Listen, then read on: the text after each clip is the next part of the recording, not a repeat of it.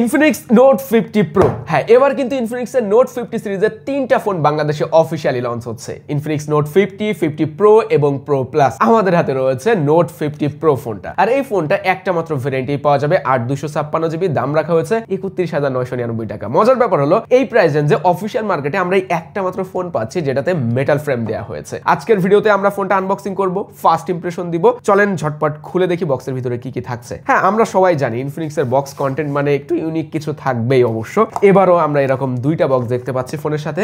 আর এই পাতলা বক্সে রয়েছে ম্যাক পাওয়ার, যেটাতে 5000 mAh ব্যাটারি রয়েছে। তার মানে এই ফোনটাতে থাকছে ওয়্যারলেস চার্জিং সুবিধা। বক্স খুলতে খুলতে আপনাদেরকে আরো একটা বিষয় জানিয়ে রাখি, ইনফিনিক্স এবং পাম্পে মিলে নোট 50 সিরিজের সাথে দিচ্ছে কোনো ধরনের ক্রেডিট কার্ড ছাড়াই আপ টু 4 মান্থসের 0% ইএমআই সুবিধা। তবে সেটা শুধুমাত্র এই এপ্রিল মাসের ভিতরে। আপনি যদি এই মাসের ভিতরে নোট 50 সিরিজের ফোন কিনেন তাহলে 20% ডাউন পেমেন্টে 0% ইএমআই সুবিধা পাবেন। বক্সের ভিতরে আমরা যে ছোট্ট বক্সটা পাচ্ছি, এখানে আবার ইনফিনিক্স এআই লোগো রয়েছে। আমরা ফোনটা দেখবো, আগে চলেন এই ছোট্ট বক্সে কি কি রয়েছে সেটা দেখা যাক। এখানে আমরা সিম ইজেক্টর পিন পাচ্ছি, আরো একটা কার্ড দেখতে পাচ্ছি, কার্ড কেয়ারের SVIP কার্ড। এটা কি জিনিস একটু পরে আপনাদেরকে জানাচ্ছি। এখানে দেখেন আমরা কেস পাচ্ছি, একটা ম্যাগনেটিক কেস, দেখতে শুনতে বেশ প্রিমিয়াম সুন্দর লাগছে।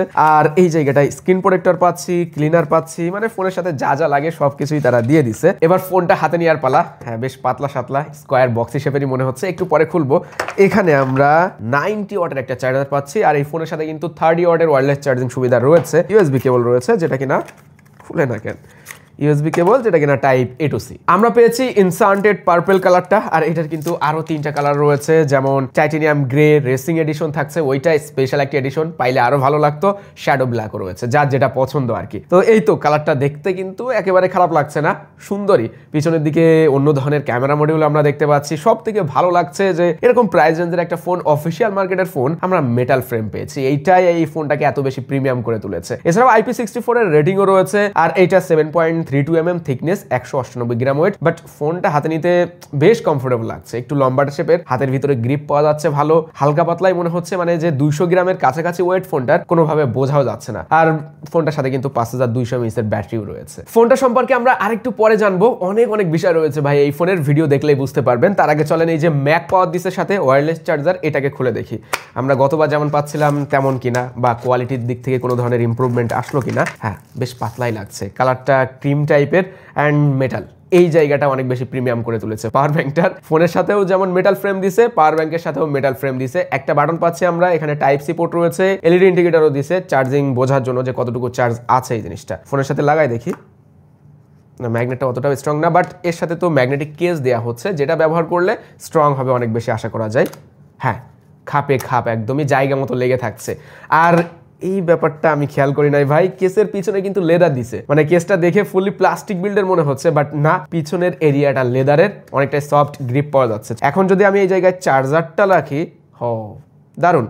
বাট এই নিচের দিক থেকে না একটু এই পাওয়ার ব্যাংকটা বের হয়ে যাচ্ছে, এইটা একটু অসুবিধা মনে হচ্ছে আমার কাছে। কেননা আমি যখন ফোনটা ব্যবহার করব, এই জায়গাটা যদি পুরোপুরি মেকআপ করা যেত তাহলে হয়তো দেখতে আরো বেশি ভালো লাগতো। বাট না, অসুবিধা হবে না, ইমার্জেন্সি ক্ষেত্রে এরকম জিনিস আসলে ব্যবহার করাই যায়। এবার যদি এই পাওয়ার ব্যাংক সম্পর্কে আপনাদেরকে আইডিয়া দিই, তো এই ওয়্যারলেস প্যাডটা থেকে আপনি 50 ওয়াট চার্জ করতে পারবেন ফোনটাকে সর্বোচ্চ। এবং এইটা আপনি যদি টাইপ সি দিয়ে চার্জ করেন তাহলে 27 ওয়াটে চার্জ করা যাবে, মানে দ্রুত চার্জ হয়ে যাবে। টাইপ সি থেকে আউট হয়, যেখানে কিনা 12 ওয়াট আউট পাওয়া যাবে। আপনি চাইলে অন্য কোনো ডিভাইসও চার্জ করতে পারেন এই জিনিসটা দিয়ে। চার্জ করার সময় একটা বিষয় হয়তো আপনারা খেয়াল করছেন, ক্যামেরা মডিউলে কিন্তু ইনফিনিক্সের সেই হ্যালো এআই লাইটটা রয়েছে। আর এটা বিভিন্ন অ্যাক্টিভিটির উপর বেস করে বিভিন্ন কালারে জ্বলতে পারে। আমরা রিভিউতে এই লাইট সম্পর্কে আরো বিস্তারিত জানবো। উপরে আমরা সাউন্ড বাই JBL পাচ্ছি, ডুয়েল স্টেরিও স্পিকার রয়েছে, নয়েজ ক্যান্সেলিং মাইক, আয়ার ব্লাস্টার, এগুলোও দিয়ে দিচ্ছে। রাইটে বাটন পজিশন দারুণ। এই জায়গাটায় কোনো ধরনের সন্দেহ নেই যে এই ফোনের বিল্ডে খুব ভালোভাবে নজর দেওয়া হয়েছে। চলেন সিম কার্ড স্লটটা একটু খুলে দেখি। আমি শিওর থাকছে এই জায়গাটায় 2টা ন্যানো সিম কার্ডই থাকবে, SD কার্ড স্লট আপনারা পাবেন না।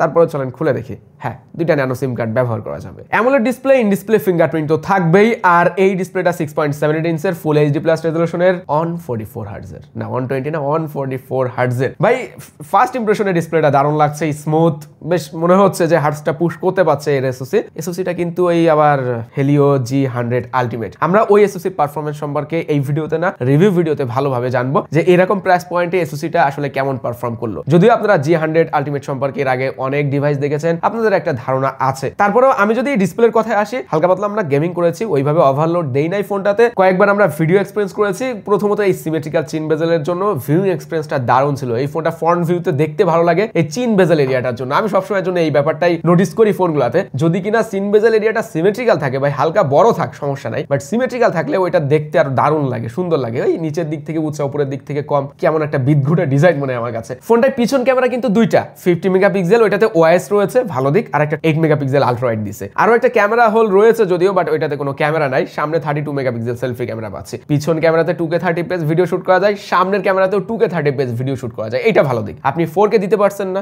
বাট 2K দেন ভাই, 1080p অন্তত দিয়েন না, যেটা ব্যবহারযোগ্য মনে হয় না আমার কাছে একেবারে। কয়েকটা ভিডিও স্যাম্পল আপনাদেরকে দেখাই দিব, ওইগুলো দেখলে আপনারা একটু আইডিয়া করতে পারবেন। আর ছবি যা তুলেছি খুব একটা তোলার সুযোগ হয় নাই, বাট যে কয়টা আমরা তুলেছি চেষ্টা করবো স্ক্রিনে দেখাই দেওয়ার। আপনারা ফার্স্ট ইমপ্রেশনে যতটুকু পারেন একটা আইডিয়া নিতে পারবেন যে এর ক্যামেরা থেকে আসলে পিছন ক্যামেরায় কেমন ছবি আমরা তুলতে পেরেছি। চলেন সামনের ক্যামেরা যদি দেখি, সামনের ক্যামেরায় সেলফি হ্যাঁ তুলেছি কয়েকটা, পিছন ক্যামেরা এবং সামনের ক্যামেরার কালার কোয়ালিটি সিমিলার মনে হয়েছে অনেকটাই, একটু হালকা ন্যাচারাল টাইপের ছবি ফ্রন্ট ক্যামেরা থেকে পাওয়া যাচ্ছিল। তারপরে যে স্যাম্পলগুলো দেখাচ্ছি আপনারা একটা আইডিয়া পেয়ে যাবেন যে সামনের ক্যামেরাতেও কেমন ক্যামেরা কোয়ালিটি পাচ্ছি এই ফোন থেকে। ফোনটায় ওএস রয়েছে XOS 15 বেসড অন অ্যান্ড্রয়েড 15, আর এই ফোনটাতে 2 বছরের মেজর অ্যান্ড্রয়েড আপডেটও পাওয়া যাবে। আমরা UFS 2.2 স্টোরেজ টাইপ পাচ্ছি, LPDDR4X টাইপ RAM।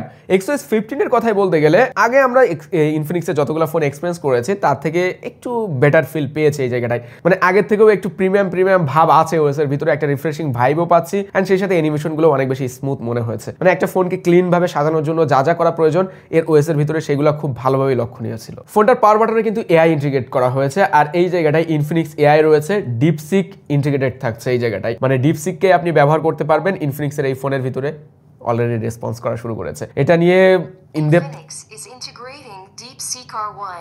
আচ্ছা, এটা আরো বিস্তারিত আমরা রিভিউতে জানবো। এই জায়গাটায় অনেক কথা বলার আছে, কারণ এআই এর দিক থেকে কিন্তু ফোনগুলো অনেক বেশি এগিয়ে যাচ্ছে। সেই জায়গাটায় বাজেট ফ্রেন্ডলি বলেন বা মিড বাজেট বা আপার মিড রেঞ্জের ফোনগুলোতেও আমরা ভালো ভালো এআই দেখতে পাচ্ছি অলরেডি। ইনফিনিক্স সেই জায়গাটায় কোন অবস্থানে রয়েছে আমরা খুব ভালোভাবে ডিসকাশন করব। সাউন্ড বাই JBL লেখা আছে, সাউন্ড কোয়ালিটি কেমন চলেন একটু এক্সপেরিয়েন্স করে দেখা যাক। ও